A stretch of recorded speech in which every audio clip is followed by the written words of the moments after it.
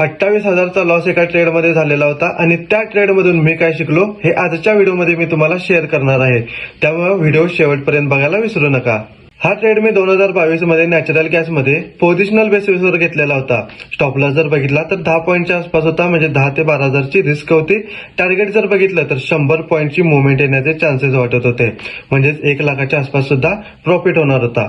Entry घेतल्यानंतर 4 ते 5 point वरती तर ट्रेड गेला, पण त्याच्यानंतर रिव्हर्स व्हायला लागला. पण रिव्हर्स झाल्यानंतर मी काय केलं, जसं स्टॉप लॉसच्या इथं आला तिथं पोझिशन काही काढल्या नाहीत, कारण मला माझ्या अनालिसिसवर कॉन्फिडन्स होता. ह्यांनी इथून रिव्हर्सल येईल असं वाटत होतं. 10चा 15,000 लॉस झाला, 15चा 20 झाला, तरी पण काय मी पोझिशन एक्झिट केल्या नाहीत, कारण मला 1 लाख प्रॉफिट होणार आहे या ट्रेडमध्ये असं वाटत होतं. त्यानंतर जसा 25च्या वर गेला, 28च्या आसपास मी पोझिशन ज्या आहेत त्या कट केलेल्या होत्या. ह्या ट्रेडमधून मी 2 महत्वाच्या गोष्टी शिकलेलो होतो. आपल्या अनालिसिसवर कॉन्फिडन्स असावा, ओव्हर कॉन्फिडन्स नसावा, ही पहिली गोष्ट. आणि दुसरी गोष्ट म्हणजे एसएल कधीच शिफ्ट करायचं नाही. एसएलच्या ठिकाणी जेवढ्या लवकर आपण लॉस बुक करू तेवढं आपल्यासाठी बेटर राहणार आहे. तुमचा असा कोणता अनुभव असेल तर नक्की कमेंट सेक्शनमध्ये शेअर करायला विसरू नका.